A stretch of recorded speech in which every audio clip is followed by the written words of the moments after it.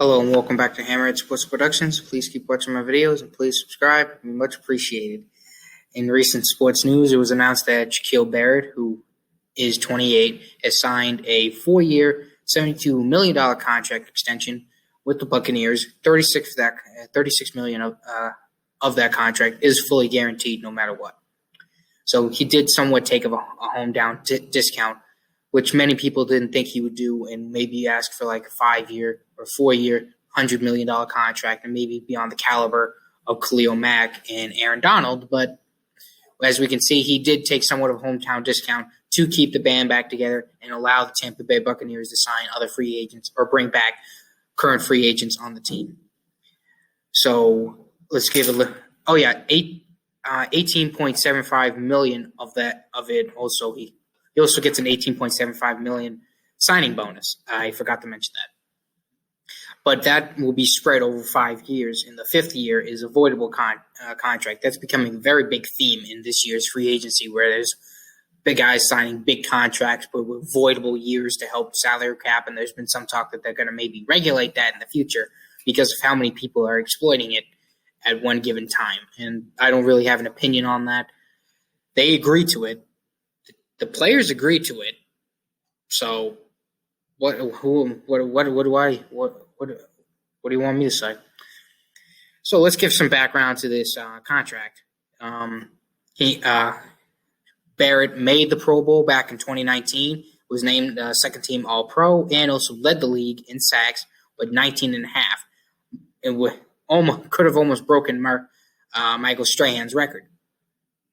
Then he was franchise tagged last year, played on the tag, and even after some add-ons with like Ndamukong Suh, and I can't remember, there was one other add-on they had on the defense, and he still had a pretty good season. He had, even though he went from 19 and a half to 8, it's still an all right season to have an 8-sack season. But he had a really big postseason. He had 4 sacks. I think he had he came up big in the NFC Championship game, and he came up big in the Super Bowl. But the reason but one of the biggest reasons why there was such a big hesitance to sign him to a big contract was because before all this big numbers with sacks from 2015 to 2018, he only had 14 sacks over that span. I mean, he has been in the NFL since 2014, but he missed his first year due to injury. So I'm not really counting that. But between 2015 to 2018, he only had 14 sacks altogether. So he had more sacks in one season than in the prior years of his entire career. And because of how where he is in age. But I think the contract that they've agreed to is very flexible. I think it's probably one of the best case scenario that could have came out with. I'm somewhat surprised that they were able to come to this kind of agreement in terms of how much he's getting. But I think this is definitely good on the Buccaneers if he continues to produce.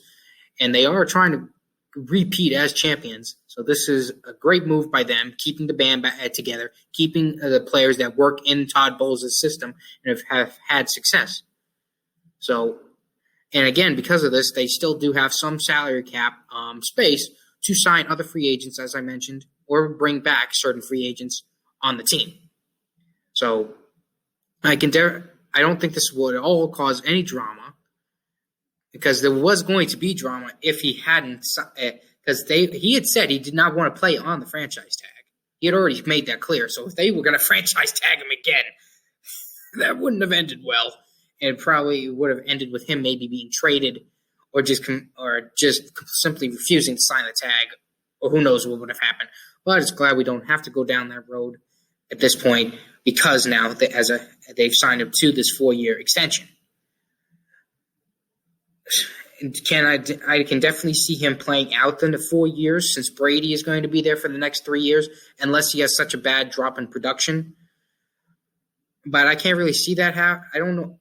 I don't want to. This could backfire because of where he is in age. But we have seen guys like Kevin Green and Bruce Smith both continue to be very productive in their later years and into their mid-30s, early to mid-30s.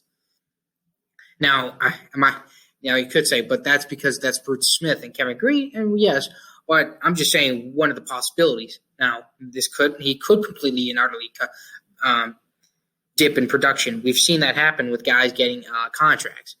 But I don't think this is a contract that can really go to the guy's head, because this is a contract he did earn, and he has still proven that he can still be a good pass rusher. So, it is what it is. So, I hope you enjoyed the video. See you next time.